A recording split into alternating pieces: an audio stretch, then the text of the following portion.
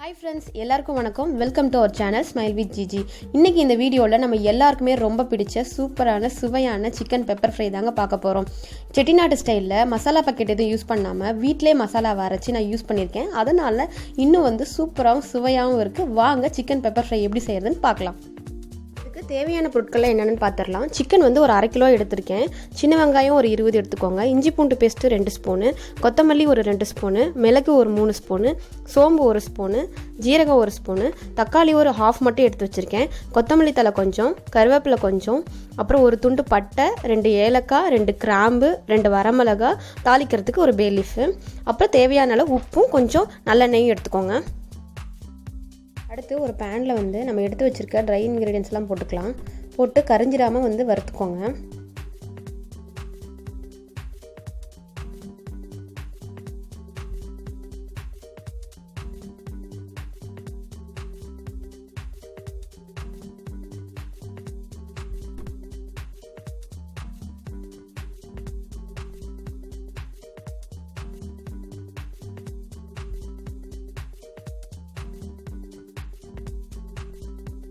பாருங்கள், இப்போ நல்லா இது வறுத்தாச்சு.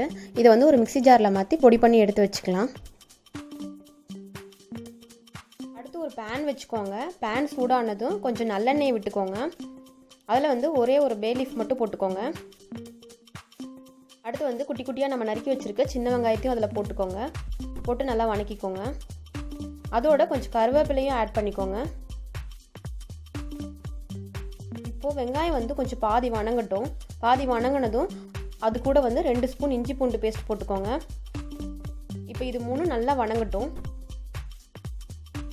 நல்லா வணங்கினதுக்கப்புறமா நம்ம நறுக்கி வச்சுருக்க ஒரு அரை துண்டு தக்காளி போட்டுக்கலாம். இப்போ தக்காளி நல்லா வணங்கட்டும். அதோட கொஞ்சம் உப்பு ஆட் பண்ணிக்கோங்க. உப்பு ஆட் பண்ணிங்கன்னா சீக்கிரமாக வணங்கும்.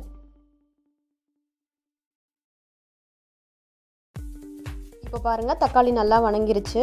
இப்போ இதில் கொஞ்சமாக மஞ்சத்தூளும் அதுக்கப்புறம் நம்ம பொடி பண்ணி எடுத்து வச்சுருக்க இந்த மசாலாவையும் போட்டு நல்லா வணக்கிக்கோங்க. அடிப்பிடிக்க விடாமல் வணக்கிக்கோங்க, கரிஞ்சிடக்கூடாது.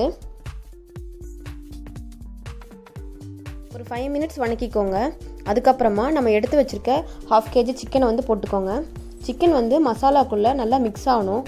அந்த மாதிரி நல்லா வணக்கிக்கோங்க.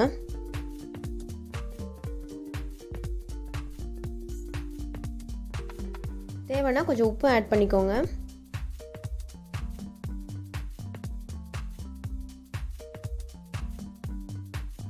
இப்போ நல்லா கலந்தாச்சு. இதில் ஒரு கொஞ்சமாக தண்ணி ஆட் பண்ணிக்கோங்க, அடிப்பிடிக்காமல் இருக்கிறதுக்கு. தண்ணி ஆட் பண்ணிட்டு திரும்ப கலந்து விட்டுட்டு இது ஒரு 10 நிமிஷம் மூடி போட்டு மூட வச்சுருங்க. நல்லா வேகட்டும்.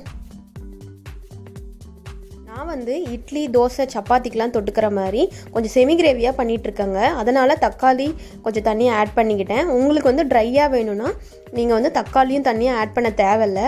ஒருவேளை உங்களுக்கு செமி கிரேவியாக வேணும்னா நீங்கள் தக்காளியும் தண்ணியும் ஆட் பண்ணிக்கோங்க.